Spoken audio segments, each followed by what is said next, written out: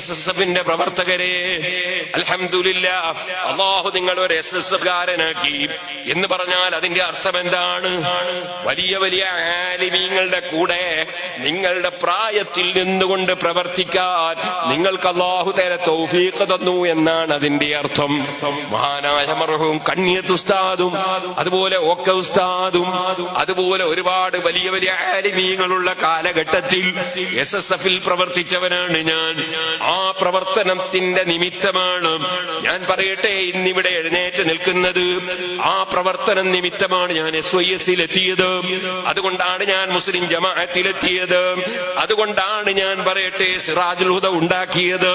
ഞാൻ ആ SSF-ൽ അന്നേ പ്രവർത്തിച്ചു വന്നില്ലെങ്കിൽ കുറ്റ്യാടിയിൽ പഴയ കാലത്തുണ്ടായതുപോലെ ഔലിയാക്കളെ മഖ്ബറകൾ തകർത്ത് ഇസ്ലാം ദീൻ മാറ്റിമറിച്ച് ഇസ്ലാമിനെ നശിപ്പിച്ച മുബ്തദികളുടെ കരങ്ങളിൽ കുറ്റ്യാടി എന്ന പ്രദേശവും പരിസരങ്ങളും എന്നും അതാ അവിടെ ഞെരിഞ്ഞമരുമായിരുന്നു.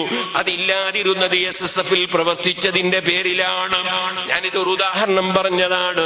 അതേ മർക്കസു സഖാഫത്തി സുന്നി എന്ന ആഗോളാടിസ്ഥാനത്തിൽ അറിയപ്പെടുന്ന ഒരു സ്ഥാപനമില്ലേ, അതെന്തുകൊണ്ട് വളർന്നു? മഹാനായ ശൈഖുനാ ഉസ്താദ് അവர்கள் അവിടുത്തേക്ക് അല്ലാഹു ദീർഘായുസ്സും ആഫിയത്തും നൽകട്ടെ SYS-ൽ പ്രവർത്തിച്ചതുകൊണ്ടാണ്. ഇനി ഞാൻ പറയട്ടെ, ഇതുപോലെ നമ്മുടെ സ്ഥാപനങ്ങൾ എവിടെ ഉയർന്നു വന്നിട്ടുണ്ടോ, എവിടെ വിദ്യാഭ്യാസ സ്ഥാപനങ്ങൾ വന്നിട്ടുണ്ടോ, എവിടെ മറ്റ് കാര്യങ്ങൾ നടന്നിട്ടുണ്ടോ? ഇനി ഒരു ചെറിയ ഉദാഹരണമാണ് ഞാൻ പറഞ്ഞത്. അള്ളാഹുവിന്റെ ഔലിയാക്കളിൽ വലിയ മഹാനായ വടകര മുഹമ്മദ് ആജി തങ്ങളുടെ പൊന്നോമന മകൻ KM ബഷീർ കൊല്ലപ്പെട്ടിട്ട് അദ്ദേഹത്തെ കൊല്ലാൻ നിമിത്തമായി മദ്യപിച്ച് കാറോടിച്ച വ്യക്തിയെ ഈ രാജ്യത്തുള്ള ഒരു ഉന്നതമായ സ്ഥാനത്ത് മജിസ്ട്രേറ്റിന്റെ സ്ഥാനത്ത് അവരോധിച്ചപ്പോ അത് പാടില്ലെന്ന് പറയാൻ കഴിഞ്ഞത് ഒറ്റപ്പെട്ട് പ്രവർത്തിച്ചത് കൊണ്ടല്ല, ഒരുമിച്ച് നിന്ന് സംഘടനാ പ്രവർത്തനം നടത്തിയത് കൊണ്ടാണ്. ചിലർക്ക് തോന്നും എന്തിനാണ് സംഘടന, നമുക്ക് കുറച്ച് ദിക്റ് ചൊല്ലിയാ പോരെ, കുറച്ച് തഅത്തീബ് കഴിച്ചാ പോരെ, അല്ലെങ്കിൽ നമ്മളങ്ങ് നിസ്കരിച്ചാ പോരെ? ഞാൻ ചോദിക്കട്ടെ, നിസ്കരിക്കുന്നവരുണ്ടായാൽ മതിയോ? നിസ്കരിപ്പിക്കുന്നവരുണ്ടാകണ്ടേ ഇവിടെ? നിസ്കരിക്കുന്ന പള്ളികൾ ഉണ്ടാകണ്ടേ ഇവിടെ? നിസ്കാരം പഠിപ്പിക്കുന്ന സ്ഥാപനങ്ങൾ ഉണ്ടാകണ്ടേ ഇവിടെ? ഇവിടെ മാന്യമായി സുന്നത്ത് ജമാഅത്തിന് നിലനിൽക്കാൻ കഴിയണ്ടേ? അതുണ്ടാകണമെങ്കിൽ നമ്മൾ സംഘടനാ പ്രവർത്തനം നടത്തിയാലേ കഴിയൂ.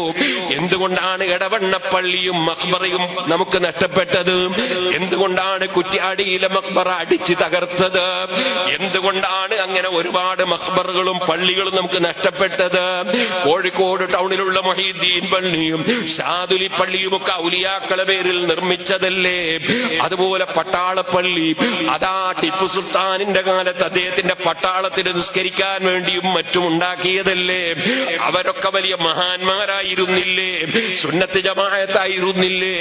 അവരുടെ ഈ പള്ളികളൊക്കെ എങ്ങനെയാണ് മുബ്തദിയത്തിന്റെ കയ്യിലേക്ക് പോയത്, പുത്തൻവാദിയുടെ കയ്യിലേക്ക് പോയത്?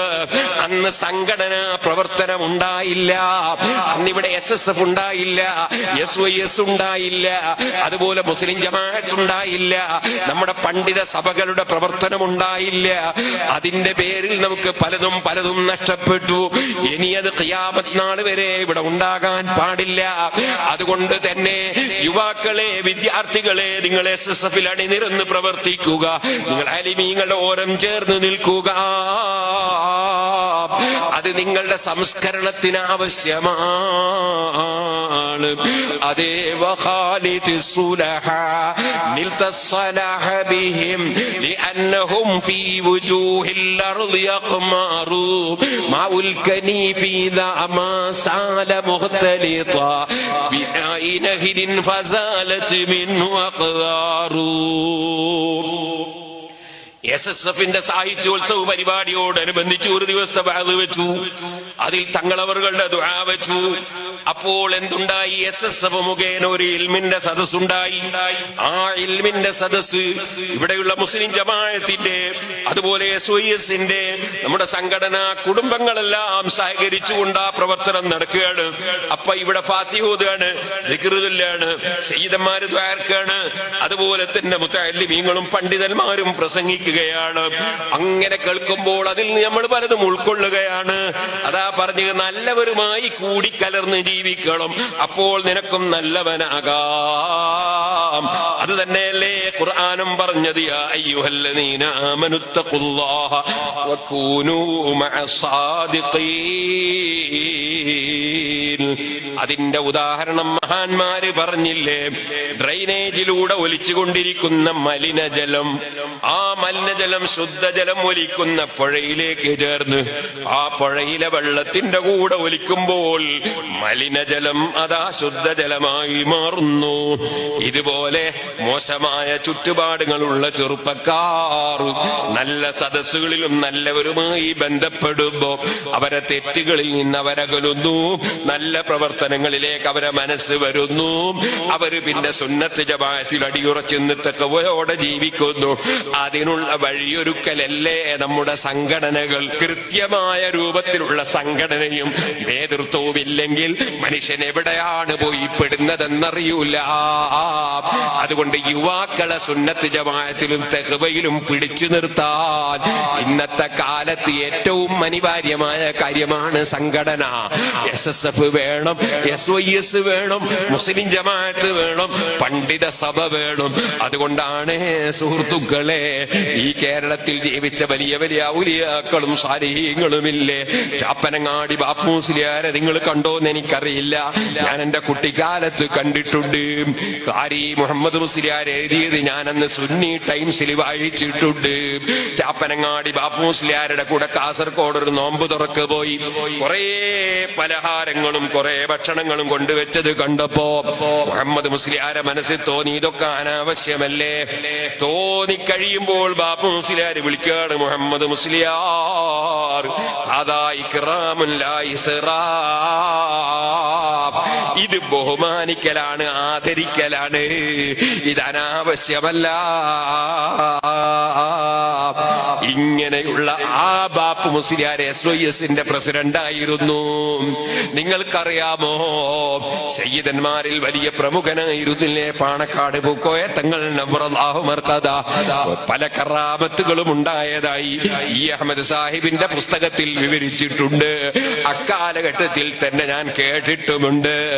ആ മാനായ പാണക്കാട് പൂക്കോയ തങ്ങൾ നവ്വറല്ലാഹു മർഖദഹു SYSന്റെ പ്രസിഡന്റായിരുന്നു. കണ്യത്ത് ഉസ്താദ് നമ്മുടെ പണ്ഡിത സഭയുടെ പ്രസിഡന്റായിരുന്നു.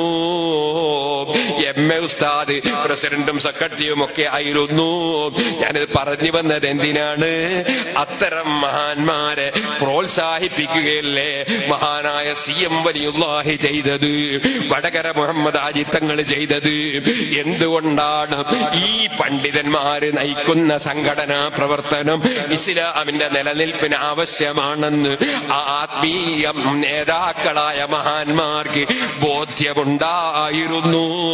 ഇന്നത്തെ വ്യാജന്മാര് പറയും പോലെ സംഘടനയിൽ പ്രവർത്തിക്കരുത്, കൂടരുത് എന്ന് പറയുന്ന ആശയം അത്തരം മഹാന്മാർക്കുണ്ടായിട്ടില്ല.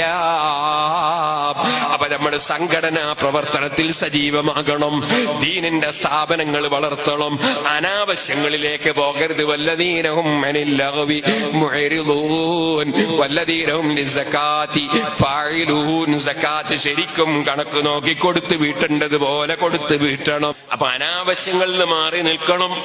ഞാൻ എന്റെ യുവാക്കളോട് പറയട്ടെ, ഞാൻ എന്റെ കാരണവന്മാരോട് പറയട്ടെ, ഞാൻ എന്റെ പെൺകുട്ടികളോട് പറയട്ടെ, സഹോദരിമാരോട് ഓർമ്മപ്പെടുത്തട്ടെ, കുട്ടികളോട്